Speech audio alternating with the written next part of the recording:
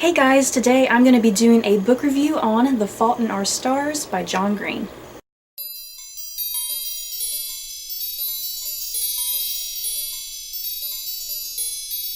The Fault in Our Stars tells the story of Hazel Grace Lancaster, a teenage girl with terminal cancer. When Hazel meets Augustus Waters at a cancer support group, she begins to feel like a normal teenage girl and comes to discover that cancer does not define who she is. Okay, you guys, I finally read The Fault in Our Stars.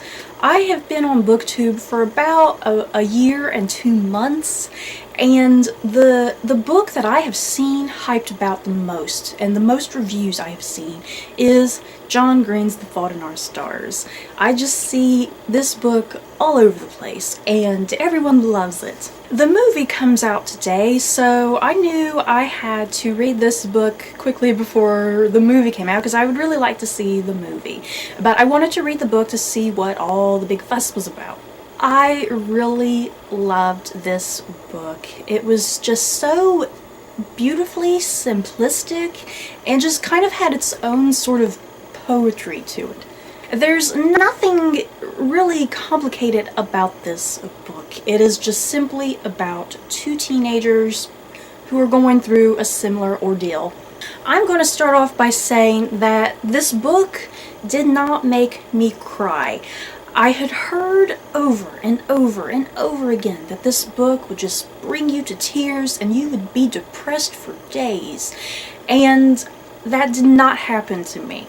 Yes, I was obviously sad at some points, but I was never brought to tears, and nor was I lying around in bed all day depressed. So let me explain exactly why I did not cry, because I think I got a totally different sort of message out of this book compared to most people, maybe.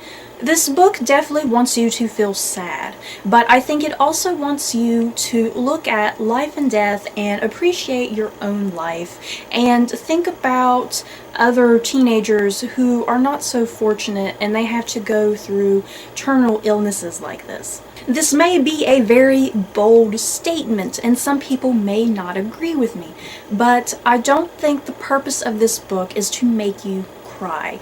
It is to make you think and appreciate. And really the only word I can come up with that kind of matches my feelings is bittersweet. For me personally, crying almost defeats the purpose of this book. And so I just had a very uplifting feel as I concluded this book, if that makes any sense. Moving on to the characters, I really loved Hazel and Augustus. They felt really realistic, and they didn't feel like these perfect characters. And Hazel even kind of makes comments early on where she's read stuff with these stereotypes of cancer patients, and that cancer patients are often looked at as like these really angelic figures, tragic figures, and people treat them differently. And Hazel comments that she doesn't like that interpretation of sick people. Let's put it this way, this book is not politically correct when it comes to the topic of cancer, and that's why I think this book is very realistic, because just certain elements of it are treated how it would really be treated in real life. Hazel and Augustus do not let cancer define them. They do not let cancer kind of take them away from doing normal teenage activities. Hazel and Augustus, they roll their eyes at their parents.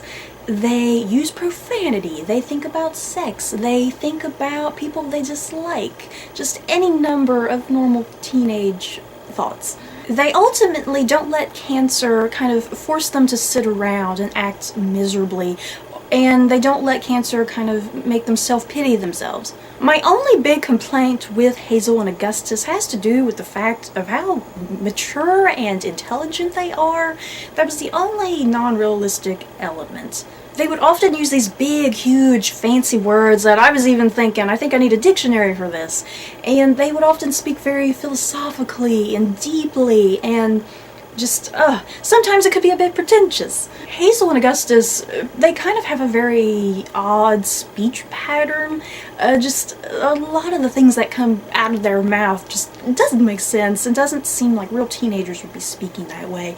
I was in high school too, you guys. I never ran across people who spoke like Hazel and Augustus.